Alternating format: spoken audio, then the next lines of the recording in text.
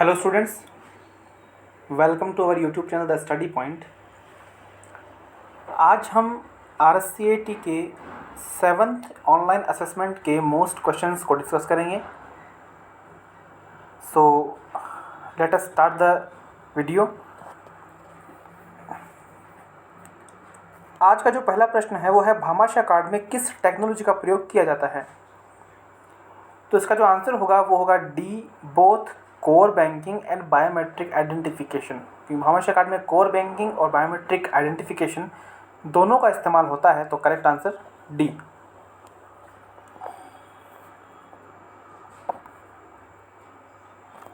अगला प्रश्न है, निम्न में से कौन सा एक ई गवर्नेंस एप्लीकेशन का प्रकार नहीं है। तो इसमें ऑप्शन ए, ऑप्शन सी और डी यानी कि B2C एक प्रकार का ई गवर्नेंस एप्लीकेशन प्रकार है और G2E भी एक प्रकार है और B2B भी इसी का एक प्रकार है, जबकि ऑप्शन बी जो है यानी कि C2C ये कोई प्रकार नहीं है। तो इसका करेक्ट आंसर जो होगा बी, C2C। अगला प्रश्न है, निम्न में से क्या ई गवर्नेंस आधारित सेवाओं के लाभ हैं। ई गवर्नेंस आधारित सेवाओं के जो लाभ हैं इसमें ट्रांसपेरेंसी होती है, अकाउंटेबिलिटी होती है और इसमें स्पीड भी होती है। तो इसके जो तीनों ही लाभ हो गए, correct answer D, all of above. अगला प्रश्न जो है वो है, बेरोजगारों को पंजीकृत करने के लिए BRSY ऋण राशि के तहत दिए जाने वाली ब्याज की दर क्या है। तो इसका जो करेक्ट आंसर होगा वो होगा सी, 4% की ब्याज दर राशि में दी जाती है। अगला प्रश्न होगा, राज ई वॉलेट किस तरह का सॉफ्टवेयर है। राज ई वॉलेट जो है वो एक प्रकार का डॉक्यूमेंट मैनेजमेंट सॉफ्टवेयर है, डॉक्यूमेंट मैनेजमेंट सिस्टम है। तो correct answer A, document management system. अगला जो प्रश्न है वो है, G2C ई गवर्नेंस में G2C का पूरा नाम क्या होता है। तो G2C की फुल फॉर्म पूछ रहा है ये। तो G2C की जो फुल फॉर्म होगी वो होगी गवर्नमेंट टू सिटीजन, यानी कि correct answer B, government to citizen. Next question है, EPDS के माध्यम से मुख्यतः किस प्रकार के राशन प्राप्त किए जाते हैं। तो EPDS यानी कि EPDS का मतलब होगा इलेक्ट्रॉनिक पब्लिक डिस्ट्रीब्यूशन सिस्टम। इसकी फुल फॉर्म भी काफ़ी बार पूछी जाती है पेपर में, इलेक्ट्रॉनिक पब्लिक डिस्ट्रीब्यूशन सिस्टम। तो इसमें आप वीट यानी गेहूँ, शुगर, चीनी और राइस यानी कि चावल, तीनों प्रकार के राशन आप प्राप्त कर सकते हैं। तो करेक्ट आंसर डी दिए गए सभी। अगला प्रश्न है, G2C ई गवर्नेंस का उदाहरण है। तो इसका जो करेक्ट आंसर होगा वो होगा D, lease of residential land. अगला प्रश्न है, BRSY भामाशाह रोजगार सृजन योजना में किस तरह के बैंक में हिस्सा ले सकते हैं।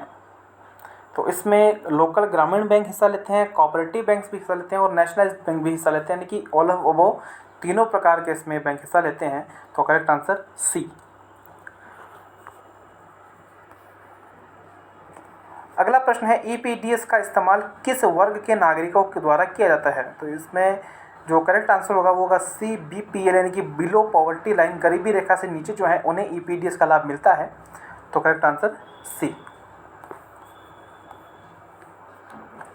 काफ़ी महत्वपूर्ण प्रश्न है, EPDS का पूर्ण रूप क्या है। अभी मैंने बताया था, electronic public distribution system, electronic public distribution system, correct answer D.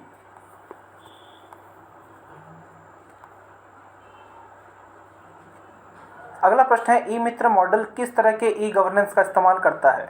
तो ई मित्र मॉडल जो वो G2C का भी इस्तेमाल करता है, यानी कि गवर्नमेंट टू सिटीजन का भी इस्तेमाल करता है, और B2C यानी कि बिजनेस टू कस्टमर, इन दोनों का वो इस्तेमाल करता है। तो करेक्ट आंसर बी। अगला प्रश्न है, भामाशाह योजना के क्या उद्देश्य हैं। तो भामाशाह योजना के द्वारा वुमन एम्पावरमेंट भी इसका उद्देश्य है, इफेक्टिव सर्विस डिलीवरी भी उद्देश्य इसका है और फाइनेंशियल इंक्लूजन भी इसका उद्देश्य है। तो correct answer B, all of above.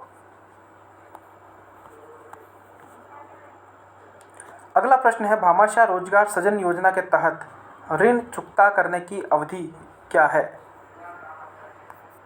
तो इसका जो करेक्ट आंसर होगा वो होगा सी, 5 साल, 5 ईयर्स इसका आंसर होगा। राजनेट में कनेक्टिविटी हेतु किस तरीके का इस्तेमाल किया जाता है? तो इसमें राजनेट में सैटेलाइट, लैन और स्वैन। लैन यानी कि लोकल एरिया नेटवर्क होता है, इसकी फुल फॉर्म पूछते हैं, काफ़ी महत्वपूर्ण है ये। तो correct answer D, all of above. अगला प्रश्न है, राजधरा किस तरह की सेवा है? राजधरा जो है वो एक तरह की GIS आधारित सेवा है, यानी कि ज्योग्राफिकल इंफॉर्मेशन सिस्टम आधारित ये सेवा है। Correct answer D. अगला प्रश्न है, नागरिक किस माध्यम से अपनी शिकायत दर्ज कर सरकार तक पहुंचा सकते हैं? तो नागरिक यानी कि कॉल सेंटर से भी ये कर सकते हैं, राशन संपर्क मोबाइल ऐप से भी कर सकते हैं, और ई मित्र कियोस्क से भी ये कर सकते हैं। Correct answer D, all of the above. अगला जो प्रश्न होगा वह है, BSBY यानी कि भामाशाह स्वास्थ्य बीमा योजना का लाभ किस तरह के मरीज को मिलता है? तो इसका जो करेक्ट आंसर है वो है B, indoor patient department. Indoor जो पेशेंट है उन्हीं को इसका लाभ मिलता है। Correct answer B. अगला प्रश्न है, राजमेघ के संदर्भ में SaaS का क्या तात्पर्य है? तो इसका जो करेक्ट आंसर होगा, SaaS का मतलब है software as a service. Software as a service इसका सही उत्तर हो जाएगा। अगला प्रश्न है, निम्न में से कौन सा विकल्प राजस्थान के एक पहल का उदाहरण नहीं है? तो इसका जो करेक्ट आंसर होगा वो होगा बी, राज वेलफेयर। तो इसका जो करेक्ट आंसर जो है वो होगा बी, राज वेलफेयर।